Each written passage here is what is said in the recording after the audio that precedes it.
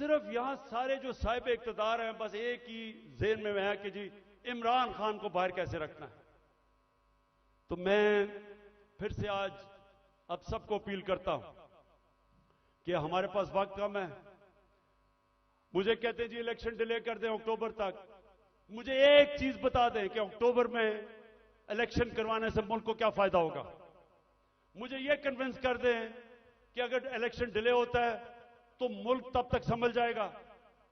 मुल्क तो नीचे जा रहा है, हल कोई है नहीं, लेकिन सिर्फ इसलिए कि डरे हुए हारने से इलेक्शन नहीं करवाना। तो मैं अपनी सारी कौम को भी आज कहना चाहता हूं कि पाकिस्तानियों,